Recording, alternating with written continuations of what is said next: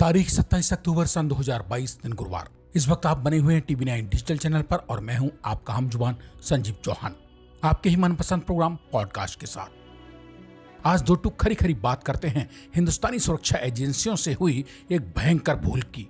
वो भूल जो देश की सुरक्षा और हुकूमत दोनों को पड़ सकती थी भारी। सऊदी अरब की मशहूर तेल कंपनी अरामको का ब्रिटिश मूल का उच्चाधिकारी जब से भारत में गिरफ्तार किया गया तभी से हंगामा बरपा हुआ है। इसलिए क्योंकि इस विदेशी तेल कंपनी अफसर के कब्जे से एक सैटेलाइट फोन बरामद हुआ, वो भी चीन की सीमा पर। यह संतुष्टि या शोर शराबे का यह मुद्दा कतई नहीं होना चाहिए कि किसी विदेशी को सैटेलाइट फोन के साथ गिरफ्तार करके जेल में डाल लिया गया। सवाल यह होना चाहिए कि आखिर किसी विदेशी तेल कंपनी के किसी अधिकारी ने क्यों और कैसे हमारी सुरक्षा और जांच एजेंसियों को निकम्मा साबित कर दिया। उत्तराखंड राज्य के चमोली जिले की पुलिस द्वारा चीन के सीमांत इलाकों में सऊदी अरब की मशहूर तेल कंपनी अरामको के उच्चाधिकारी फर्गस मैकलाउड को 12 जुलाई 2022 को गिरफ्तार कर लिया गया था।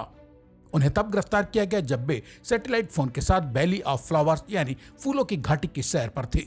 सैटेलाइट फोन बरामदगी के बाद 62 साल के फर्गस को जेल में डाल दिया गया क्योंकि उन्होंने भारतीय कानूनों का उल्लंघन किया था। उनके खिलाफ चमोली पुलिस ने थाना गोविंद घाट में इंडियन टेलीग्राफ एक्ट और इंडिया वायरलेस टेलीग्राफी एक्ट के तहत मुकदमा दर्ज किया था। मुकदमा दर्ज करने और फिर फर्गस मैकलाउड की गिरफ्तारी की पुष्टि मीडिया से बातचीत में चमोली की पुलिस अधीक्षक श्वेता चौबे भी करती हैं। जिस थाना गोविंद घाट में सऊदी अरब की मशहूर तेल कंपनी अरामको के ब्रिटिश एग्जीक्यूटिव मैकलाउड के खिलाफ मुकदमा दर्ज किया गया, उसके थाना प्रभारी नरेंद्र सिंह रावत भी घटना की पुष्टि करते हैं। उनके मुताबिक 11 जुलाई सन 2022 को हमें स्थानीय होटल में किसी विदेशी के पास सैटेलाइट फोन होने की खबर मिली थी। चूंकि हमारा क्षेत्र चीन भारत की अंतर्राष्ट्रीय नियंत्रण सीमा पर स्थित है, इसलिए यहां सैटेलाइट फोन की किसी भी सिविलियन के पास मौजूदगी ही चिंता की बात थी। लिहाजा 12 जुलाई को नए सैटेलाइट फोन के हमने आरोपी को गिरफ्तार कर लिया। उन्हें कोर्ट में पेश किया गया जहां से जेल भेज दिया गया। 18 जुलाई तक आरोपी चमोली जिला जेल में बंद रहे।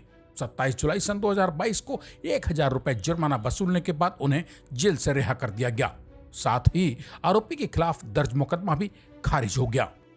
यह सवाल ये नहीं है कि किसी विदेशी को चीन की सीमा के पास से सैटेलाइट फोन सहित गिरफ्तार कर लिया गया। सवाल यह है कि जब भारत में सैटेलाइट फोन का किसी सिविलियन द्वारा इस्तेमाल किया जाना ही प्रतिबंधित है, तो फिर ऐसे में जब आरोपी नए सैटेलाइट फोन के हमारे इंटरनेशनल हवाई अड्डे पर उतरा, वहां उसकी सघन जांच हुई होगी, तो फिर उसके बावजूद वो वहां से या उस सुरक्षा जांच घेरे से नए सैटेलाइट फोन भारत के अंदर एंट्री पा ही कैसे गया, जबकि भारत में सैटेलाइट फोन का इस्तेमाल किसी भी सिविलियन द्वारा किए जाने पर सख्त कानूनी पाबंदी है।